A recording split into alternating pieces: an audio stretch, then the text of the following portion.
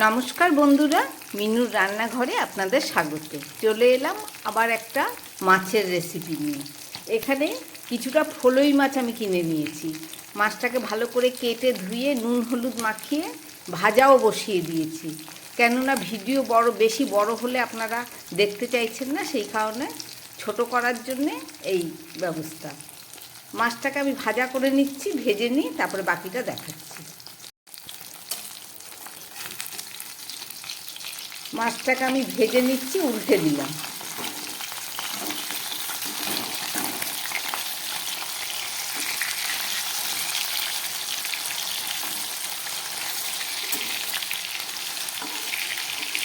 টাটকা ফলই মাছ।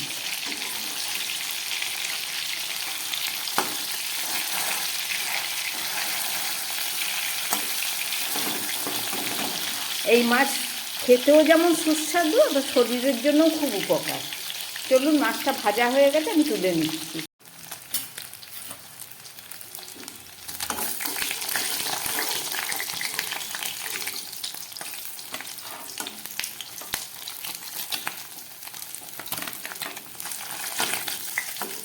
মাছটাকে একটু কড়া করে ভেজে নিলাম, তা না হলে মাছের ভেতরটা একটু নরম মনে হয়, টাটকা মাছ তো।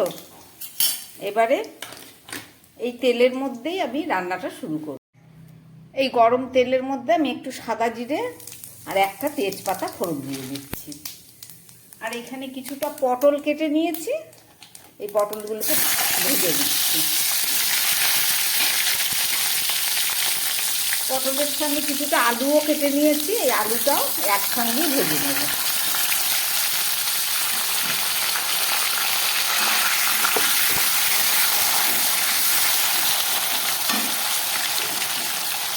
খুব তাড়াতাড়ি রান্না এটা।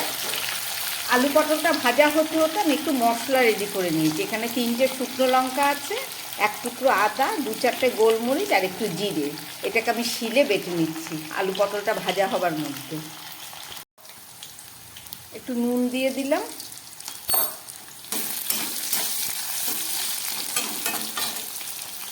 দিয়ে দিচ্ছি পরিমাণ মতো হলুদ। নুন হলুদ দিয়ে ভালো করে আমি এটাকে ভেজে নিচ্ছি।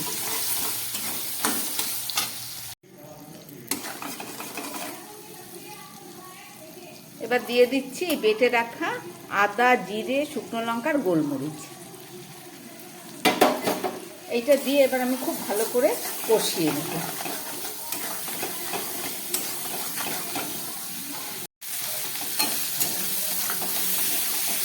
মশলা দিয়ে আমি খুব ভালোভাবে কষিয়ে নিলাম, প্রায় 2 মিনিটের মতো। দেখুন, মশলা একদম তেল বেরিয়ে গেছে, কষানোটা একদম রেডি। এবার আমি এর মধ্যে দিয়ে দিচ্ছি উষ্ণ গরম জল।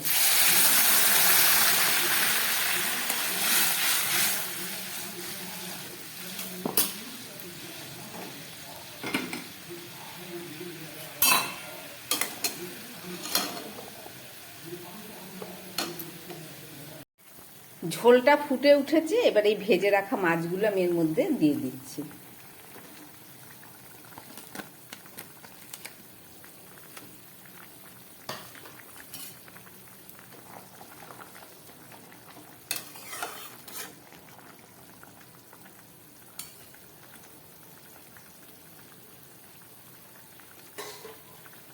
ঝোলটা ফুটছে, গ্যাসটাকে কম করে এটাকে রান্না করতে হবে, তার জন্য আমি একটা ঢাকা দিয়ে দিচ্ছি।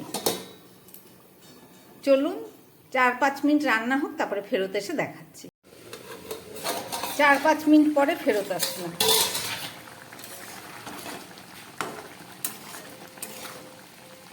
আলুগুলো সব সিদ্ধ হয়ে গেছে, মাছের ঝোলটা আমার একদম রেডি।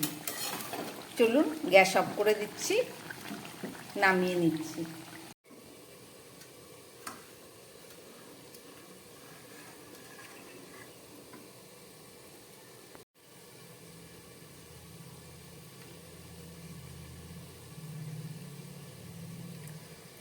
রান্না করলাম ফলই মাছ, আলু আর পটল দিয়ে, জিরে আদা লঙ্কা দিয়ে পাতলা ঝোল। রেসিপিটা আপনারা দেখলেন, আশা করি আপনাদের ভালো লেগেছে। এইভাবে মাছ রান্না করে খেতে গরম ভাতে দারুণ লাগে। আমার বানানো রেসিপি যদি ভালো লাগে তাহলে চ্যানেলটাকে লাইক করবেন, সাবস্ক্রাইব করবেন। নমস্কার, সবাই সুস্থ থাকবেন, ভালো থাকবেন।